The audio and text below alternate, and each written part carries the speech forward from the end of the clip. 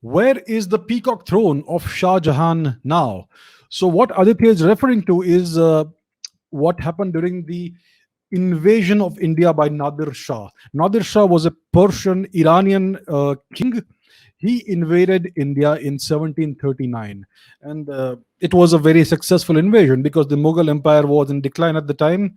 The Marathas were on the Marathas. I'm not sure they were still very much a force yet, if I'm right, but the Mughals were in decline, and Nadir Shah invaded India with the aim of capturing slaves and booty and wealth and all that. It was a very successful invasion. He was able to capture Delhi with the help of this Ahmad Shah Abdali or Durrani, and there was a terrible bloodbath in Delhi. In one day, more than 100,000, more than 1 lakh men, women, children were massacred for no reason. So, and one of the things that so he took away an enormous amount of booty from India, a great deal of plunder. He became so wealthy that he was able to abolish taxes in Persia for like 2 3 years after that. So that's the amount of wealth he took back. Took back lots of slaves as well, Indians, right? And one of the things he took back to Persia was the Mayurasan, which was the throne of Shah Jahan. It was in the shape of peacocks and all that. It had peacock motifs carved on it.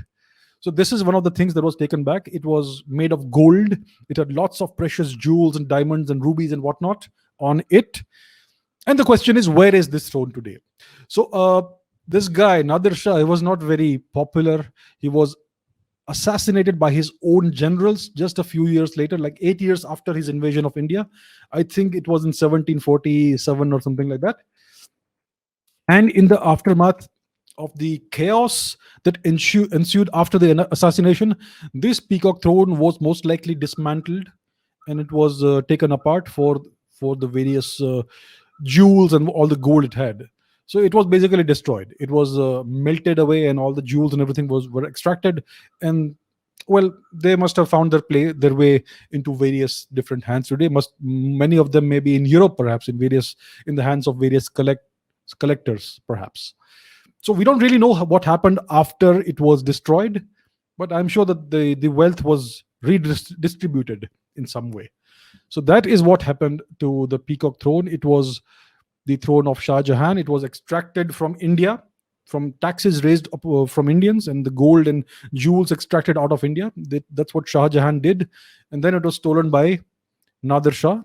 And eventually that wealth became part of the wealth of Persia.